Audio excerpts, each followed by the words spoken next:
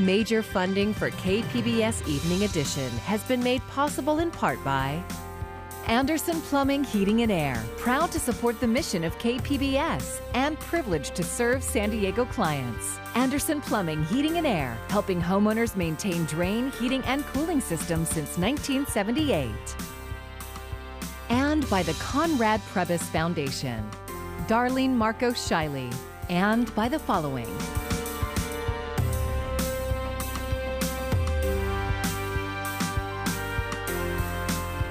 And by viewers like you. Thank you.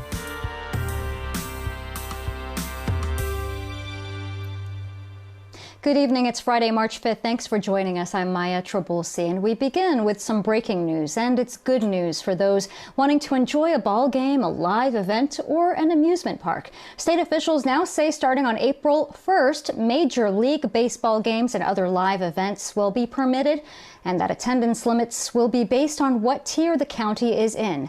In the red tier, amusement parks will be able to open at 15% capacity and can only accept visitors from California.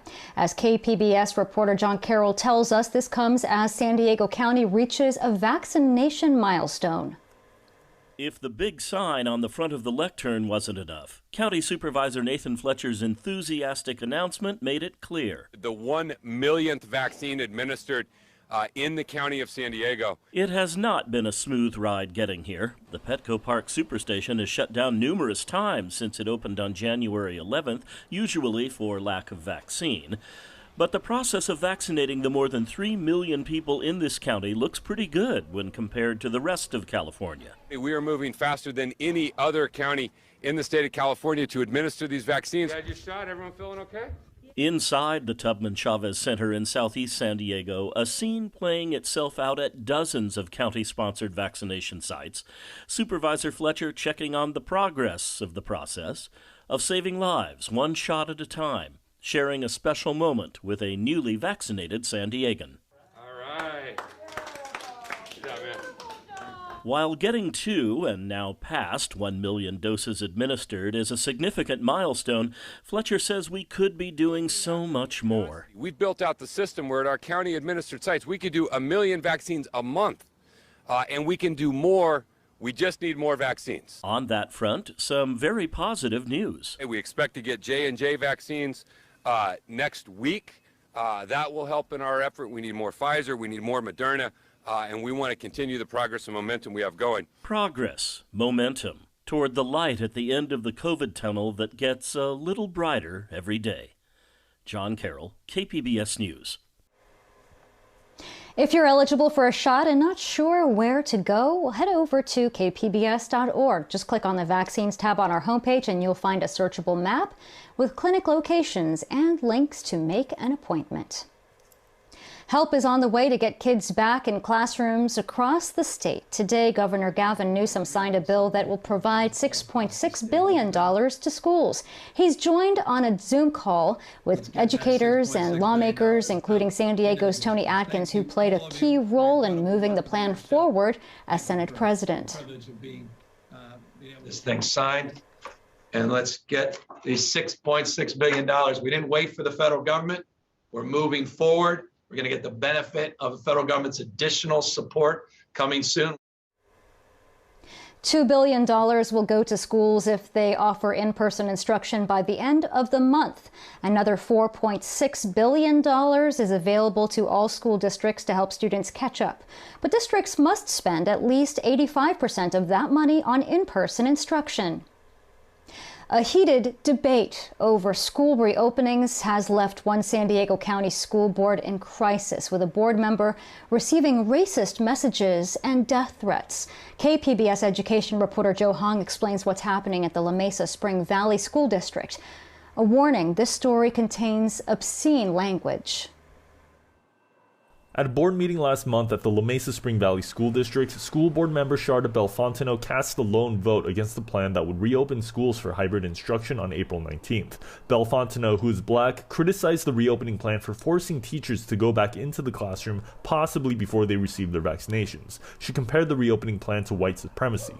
That seems like a very white supremacist ideology, to force people to comply with, and conform without thinking about all of their intersecting factors and barriers that exist for all families.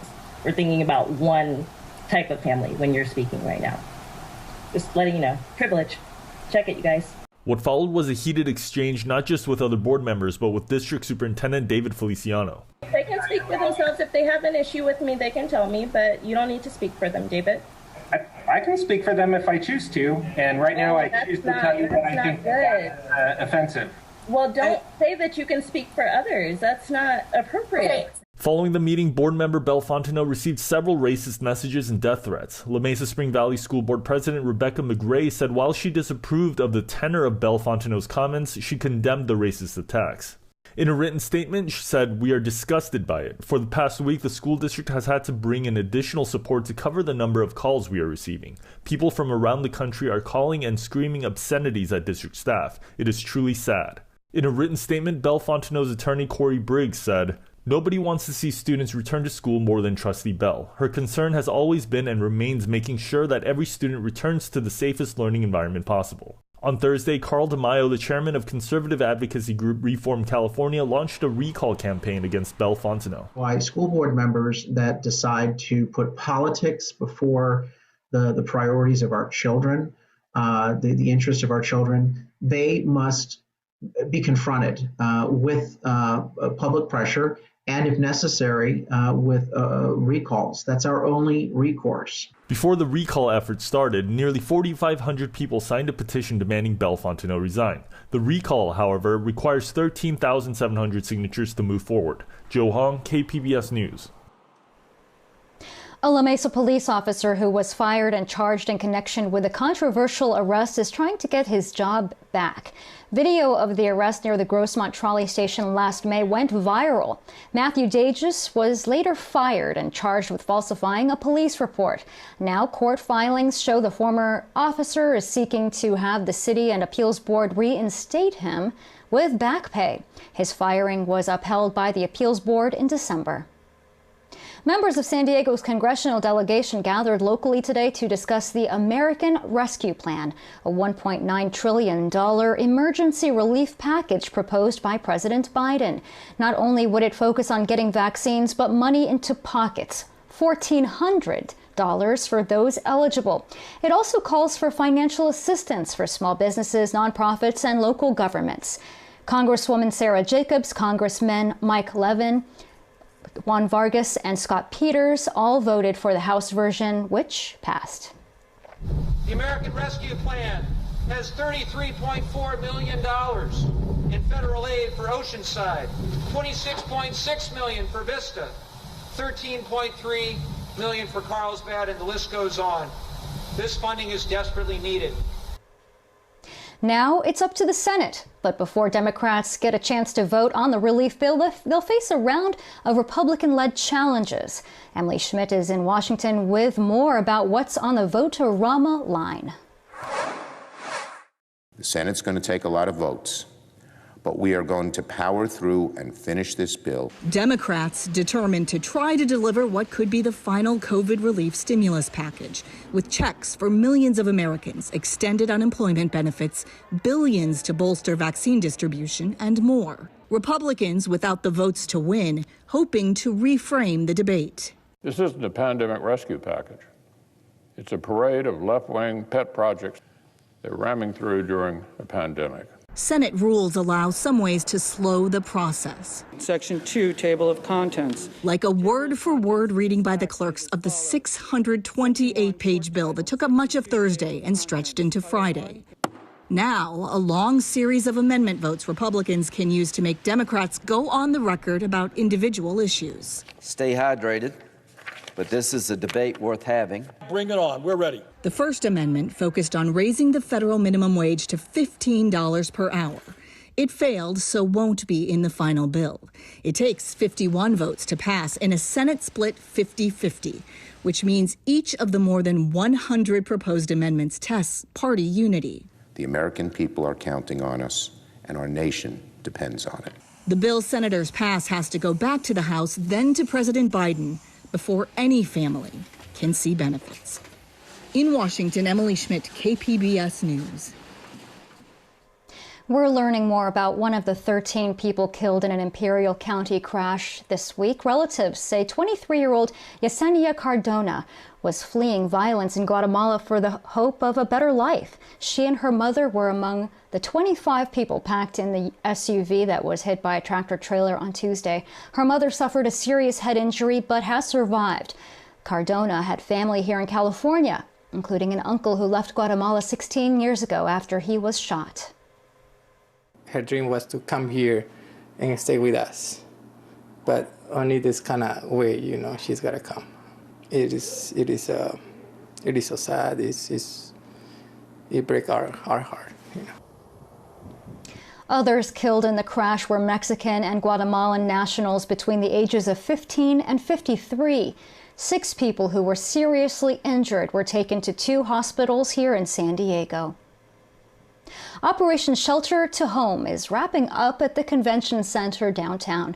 It started last April as an emergency response to the pandemic. Extra space and the ban on large gatherings made it a win-win to give people a place to stay while keeping jobs at the convention center.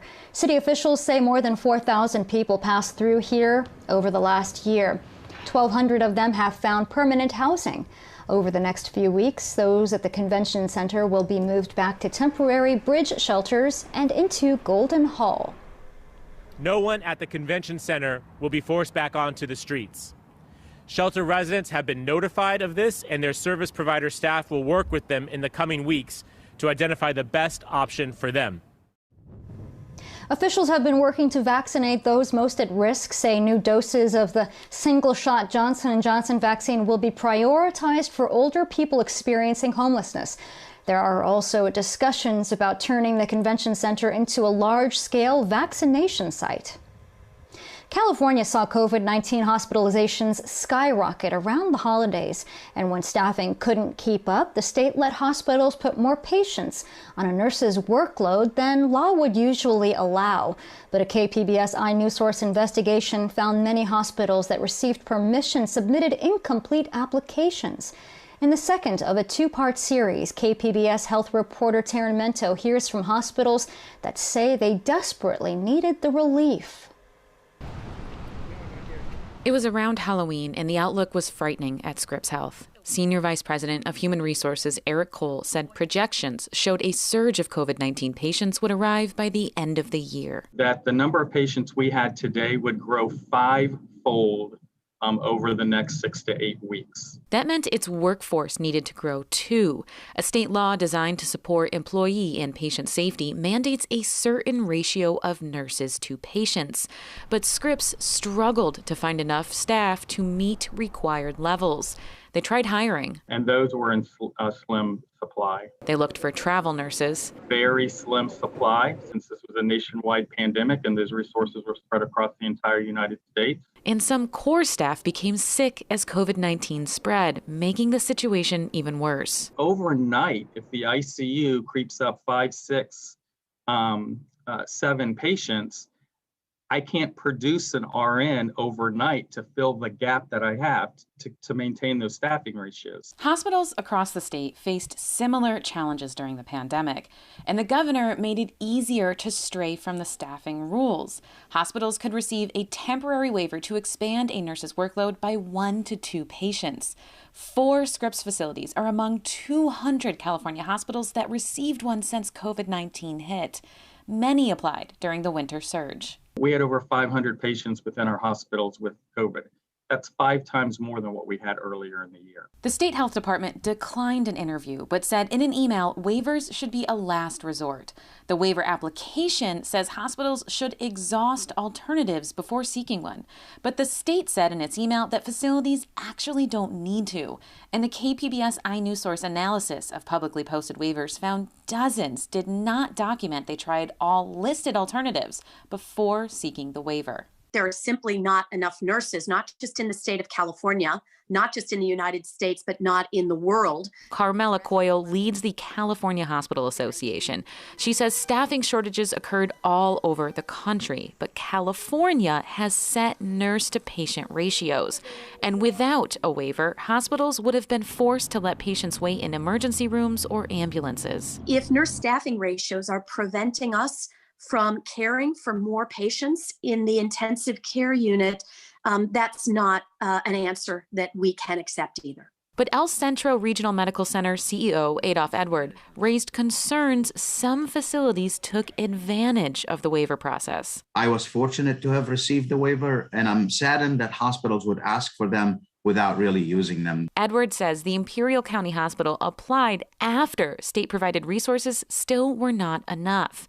Their form noted they tried all alternatives listed. That includes setting up clinics for non-emergency cases, rescheduling elective procedures, and transferring patients. With the staff that we had, if we have not asked for a waiver, we would really be in trouble. 2 Scripps facilities did not note they tried all alternatives prior to their first application, but Cole says they did later for an extension.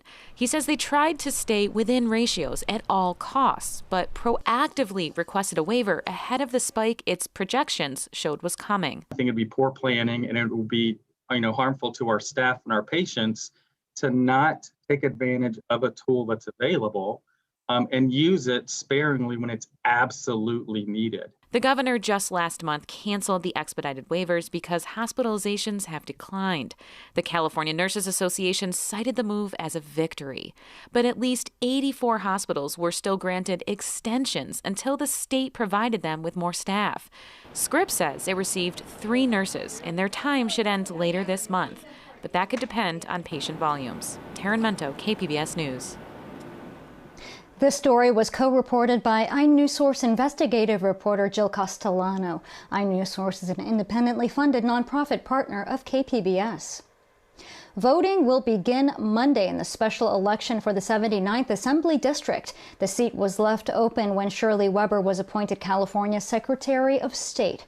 It covers southeastern San Diego, La Mesa, Lemon Grove, and parts of Chula Vista, Bonita, and National City. 4 Democrats and 1 Republican are seeking to represent the district, including Weber's daughter, Akilah Weber. Voters should get their mail-in ballots by Monday for the April 6th election. San Diego researchers say smoke from wildfires is much more dangerous to human health than tailpipe emissions that come from the state's cars and trucks. Here's KPBS environment reporter Eric Anderson.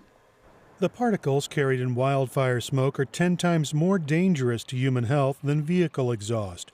Report co-author Tom Corringham says wildfire smoke pushed up hospital admissions by 10%. We looked at the occurrence of wildfires, so where the wildfires happened in Southern California, and then using the wind patterns where that smoke was transported, and also using satellite images of smoke plumes.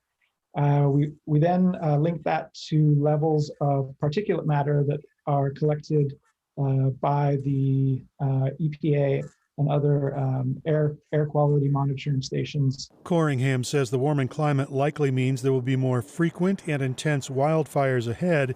He says public health officials should devise strategies to lower risk when smoke fills the air.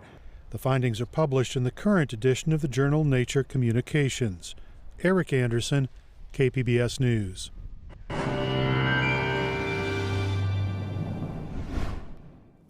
We are managing to hold on to a dry weekend, so enjoy the beautiful weather. What I will say is we have this onshore flow, which of course means some moisture, some clouds for us, but really pretty quiet times. So right into the middle of next week when we start to see our next chance for rain. Tonight, no problems as we hit the 30s or 40s in most locations, 39 in Escondido. Pretty quiet conditions, 44 in Borrego Springs. And notice, could be a few clouds out there, but I think we're looking fairly clear through the overnight.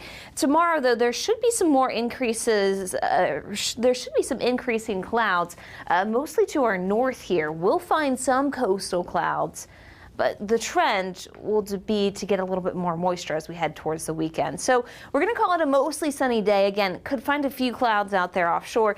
67 for Oceanside, 68 in San Diego, Campo coming in at 69, Mount Laguna in the mid-50s. Again, fairly quiet weather as we move through time. Futurecast starts off with maybe just, again, a few of those coastal clouds, not a lot of moisture, but you can see at the edge of the screen going into Friday afternoon, there is a bit more moisture offshore. So eventually we'll be tapping into a few extra clouds as we get in towards the weekend. But really, it's just the trend of bringing in some cooler air. And Saturday still looks fairly quiet for us. It's actually the middle of next week when we start to see a little bit of stormy activity work its way on in, and we could be talking a few rain showers out there. So for the coast, next couple of days, again, we'll notice those clouds kind of on the increase heading through Saturday and Sunday. Temperatures in the 60s, fairly comfortable, maybe a bit on the cool side. Showers possible by Tuesday, and that'll be true in our inland locations as well. Getting into Saturday, though, and Sunday, more clouds likely there.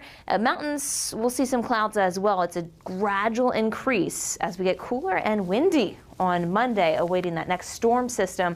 And then for the deserts, we will have maybe just a few showers possible into next Tuesday as well. For KPBS News, I'm meteorologist Melissa Constanzer.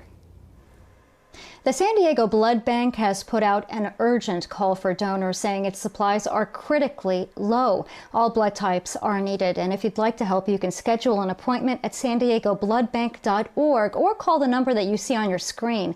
To be eligible to donate, you must be at least 17 years old, weigh at least 114 pounds, and be in generally good health. The latest monthly jobs report came out today, and the results are better than expected. SDSU's Mira Kopik has more in the Friday Business Report. Under normal circumstances, 380,000 jobs would be a cause to celebrate. And overall, that's a great jobs report. Unemployment went down 1/10 of a point. And importantly, what we're seeing is that the labor force participation rate, which is an important measure, was stable for 2 months in a row. Job postings are up for the first time in a while. The leisure and hospitality sector expanded by over 350,000 jobs, mostly in bars and restaurants, but even in hotels. That sector is still 3.5 million jobs below where it was before the pandemic. Well, right now, one of the most important things that will continue to drive growth and employment is going to be the relief bill that's in the Senate now. Vaccine distribution, especially since the Biden administration is working to get all adults vaccinated by the end of May. This is going to be really important if we can get into the summer season where we can really open up, and also the stimulus checks will drive consumer spending, which will boost GDP. Legoland is offering up some new fun for families. It's now holding what it calls Build and Play Days in a socially distanced environment. Guests will have access to play structures, building activities, a scavenger hunt, along with live entertainment, character meet and greets, and more. The limited time event, running through May 5th, is also allowing the park to bring back hundreds of employees furloughed during the pandemic. Truffle-sniffing dogs, the lingering legacy of Guantanamo Bay detentions, and going off the grid are the subjects of the latest group of film releases. KPBS cinema junkie Beth Accomando rounds up this diverse selection.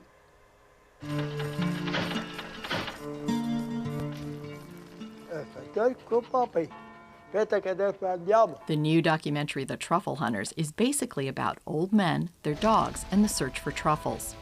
Filmmakers Michael Dweck and Gregory Kershaw spent years winning the trust of these truffle hunters in northern Italy in order to create a bittersweet portrait of a vanishing way of life. Shots are framed wide and without edits so that we can savor these delightful, vibrant characters in their environment, and often with their beloved dogs. It's a film that celebrates tradition, dedication, and most of all, passion. This documentary is as rare and delicious as the white gold these men seek. The U.S. government is holding upwards of 700 prisoners at Guantanamo. Since when did we start locking people up without a trial in this country? The Mauritanian is not a documentary, but it is based on the real life of Mohamedou Ould Salahi, who was tortured and held without charge in Guantanamo for more than a decade. I'd like you to consider releasing your letters. To a newspaper? Maybe a book. People need to read your story for themselves. And it'll put pressure on the government to give us a court date. The film's not flashy or artful, but it is one fueled by outrage and rooted in a deep sense of humanity and empathy, thanks to the compelling performances of Tahir Rahim as Salahi and Jodie Foster as his lawyer. What if you're wrong? We're not. What if you are? You built this place. You abandoned all of your principles, all of your laws, and you were wrong. The film's a vivid reminder not only of the horrific injustices the U.S. government has committed in its war on terrorism, but also that there are still men being held at Guantanamo. Where I'm from, in Mauritania, we know not to trust the police. But never did I believe that the United States of America would use fear and terror to control me. Edie, how are you feeling right now? What are you feeling? That it's really difficult to be around people. And finally, Land deals with a woman who decides to take herself off the grid as a means of dealing with grief over the death of her husband and son. A story about self-imposed isolation takes on new layers as we watch from quarantine during a pandemic. Produced and directed by its star Robin Wright, the film's a beautiful contemplation on grief and reconnecting with others. Why are you helping me? You ordered my path. So enjoy what films may cross your path this weekend. Beth Accomando, KPBS News. You can find tonight's stories on our website, kpbs.org.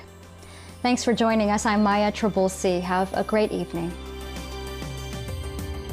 Major funding for KPBS Evening Edition has been made possible in part by Anderson Plumbing, Heating and Air, proud to support the mission of KPBS and privileged to serve San Diego clients. Anderson Plumbing, Heating and Air, helping homeowners maintain drain, heating, and cooling systems since 1978.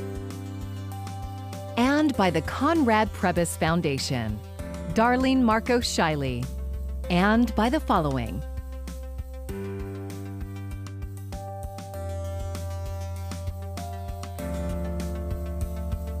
and by viewers like you. Thank you.